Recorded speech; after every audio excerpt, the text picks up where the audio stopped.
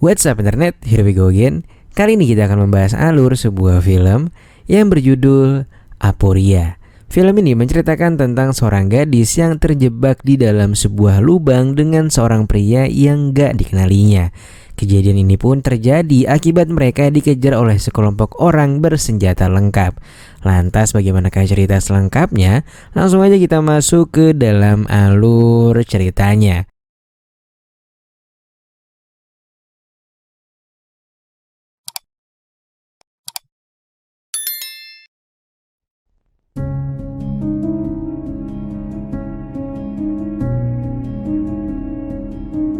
Film dimulai dengan memperlihatkan beberapa iring-iringan mobil yang sedang membawa beberapa tawanan.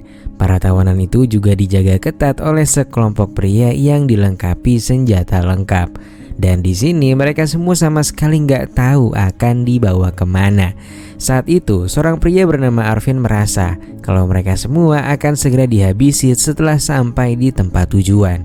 Hal itu pun membuat semua orang yang ada di sana merasa sangat ketakutan.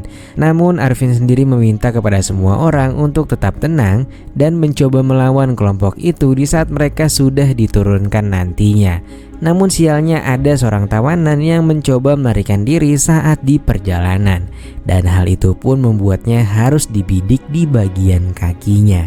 Dan lantas setelah itu mereka pun segera membawa pria itu, namun bukan lagi di dalam mobil melainkan dia diseret cuy. Hal itu pun membuat ibu dari pria itu gak kuasa menahan tangisnya. Sampai pada akhirnya pria itu pun berpulang ke dunia anime. Dan di saat yang sama sang ibu pun terjatuh pingsan. Setelah beberapa saat sampailah mereka di tempat tujuan. Di sana mereka pun mulai mengumpulkan tawanan satu persatu. Sialnya ketika Arvin akan melakukan perlawanan seperti rencana sebelumnya, teman-teman yang lain malah pada diem dong dan gak ada yang berani melawan. Alhasil Arvin pun menjadi bulan-bulanan bagi mereka. Setelah itu tanpa diduga, si pemimpin kelompok itu meminta kepada semua orang untuk segera melarikan diri secepat mungkin. Dengan sangat senang mereka pun mulai berlari dan merasa punya harapan untuk kembali pulang bertemu keluarga mereka. Namun ternyata tiba-tiba pemimpin kelompok itu membidik mereka semua satu persatu dengan sangat membagongkan. Dan mereka semua pun mulai berhamburan. Arvin yang masih selamat melihat seorang gadis yang terperosok. Dia pun meninggalkan temannya dan langsung mengejar gadis itu. Dan ikut pula dia pun terperosok. Arvin lantas membantu gadis yang bernama Elza itu dan melakukan pertolongan pertama pada lukanya akibat terkena ranting pohon katanya. Mereka pun hampir saja diketahui keberadaannya. Namun untungnya pria ini gak menyadari adanya Arvin dan Elza yang berada tepat di bawahnya. Lantas beberapa saat kemudian si pemimpin ini pun mendapat sebuah perintah dari atasannya yang meminta untuk segera membawa kembali para tawanan itu.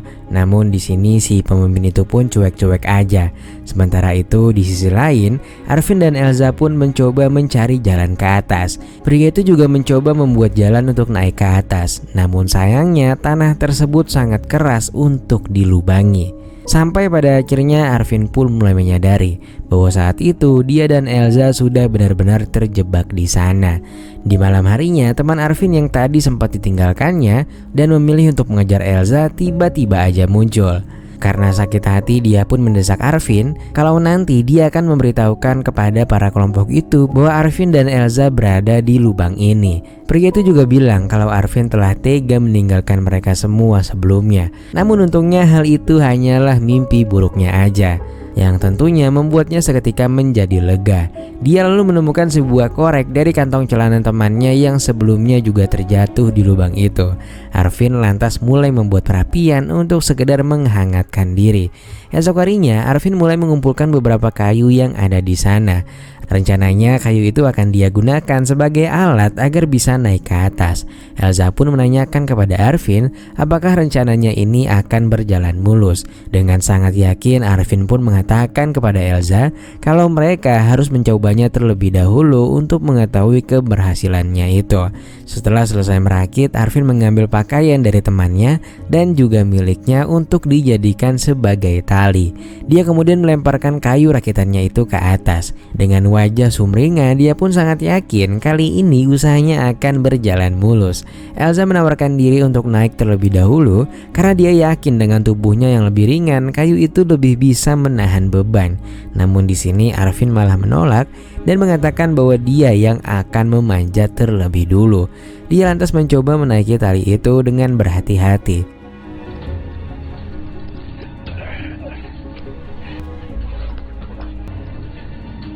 Arvin kini hampir berhasil keluar dari lubang itu. Namun sesaat kemudian kayu penyangganya itu pun patah dan Arvin mengalami luka yang cukup serius. Hal itu pun membuat Arvin sangat frustasi dan merasa kalau ini adalah akhir hidupnya. Elza pun menyemangatinya dan membantu melakukan pertolongan pertama terhadap luka Arvin. Lantas gak berselang lama hujan pun turun dengan sangat deras. Arvin kini berpendapat bahwa air hujan tersebut akan masuk ke dalam lubang mereka dan di waktu yang sama mereka juga punya kesempatan untuk bisa ke atas dengan cara berenang. Namun sayangnya gak berselang lama hujan pun berhenti secara tiba-tiba. Lantas gak lama kemudian mereka mendengar suara beberapa orang dari atas. Mereka mendengar pembicaraan orang itu yang mengatakan bahwa mereka mencari yang terluka dan masih sadar. Untungnya Arvin dan Elza nggak gegabah karena setelah itu mereka mendengar suara tembakan dan 1000% menandakan bahwa orang-orang itu merupakan komplotan yang sama. Elza yang ketakutan sekaligus kelelahan pun terus memeluk Arvin. Singkat cerita, pada malam harinya suara orang-orang sudah tak terdengar lagi. Namun kini masalah lain datang, di mana mereka mengalami kelelahan serta kelaparan. Namun mereka hanya bisa menahan semua itu karena tak ada pilihan lain. Lalu saat akan tertidur, Arvin mendengar suara aneh dari sisi barat. Dia lantas meninggalkan Elza dan mencari tahu sumber suara itu. Dan ternyata orang itu merupakan tawanan lain. Namun karena kelaparan dia pun langsung menyerang Arvin saat itu juga. Pada akhirnya orang itu pun akhirnya modar berkat bantuan Elza dengan tendangan si madunnya. Dengan perlahan Arvin pun memeriksa orang tersebut. Mereka merasa aneh lantaran pria itu bertindak layaknya zombie. Mereka pun menemukan tanda berupa bekas suntikan di leher belakang pria itu.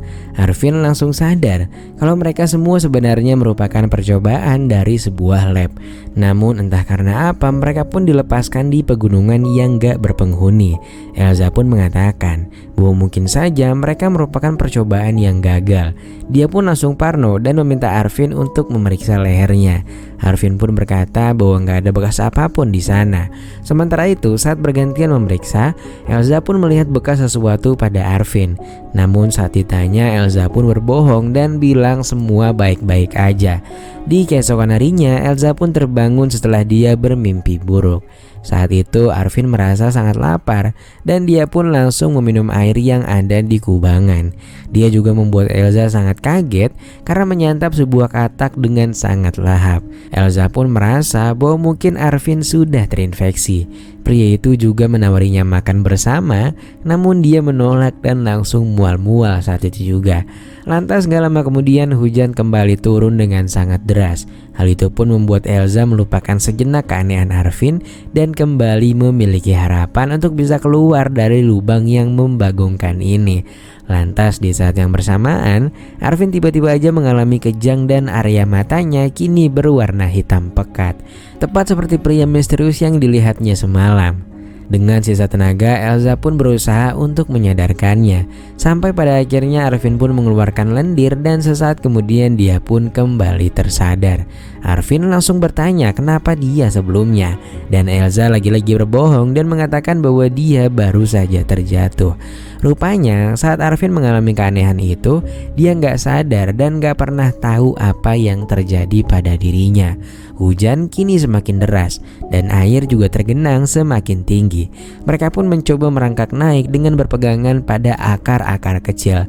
Namun sayangnya sekian kali mencoba, sekian kali pula mereka gagal. Sampai pada akhirnya Arvin pun memperbolehkan Elza untuk naik terlebih dahulu, sementara Arvin akan mendorongnya dari bawah.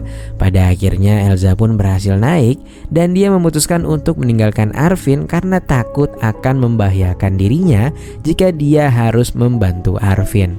Lantas setelah merangkak semakin jauh, hati nurani Elsa pun berkata bahwa dia harus menyelamatkan Arvin. Dia pun akhirnya memutar balik dan merangkak menuju lubang itu lagi. Namun sayang, saat ia sampai, Arvin malah nenggelemin dirinya sendiri. Dan seketika Elsa pun menyesali perbuatannya. Dia pun akhirnya kembali bergerak dan berusaha untuk pergi dari tempat ini. Dengan setengah sadar, dia terus berjalan tanpa arah di tempat yang sangat tandus itu. Dia terus berjalan bahkan sampai matahari terbenam, hingga akhirnya dia pun kelelahan dan tak sadarkan diri. Lantas pada keesokan harinya, dia pun terbangun karena mendengar suara mobil yang melintas. Di sisa tenaganya, dia pun berlari untuk meminta bantuan dari pengemudi itu. Namun bangkainya di mobil itu juga terdapat si ketua psikopat, dan mereka pun kembali membawa Elsa. Dan setelah itu filmnya pun tamat dengan sangat membagongkan.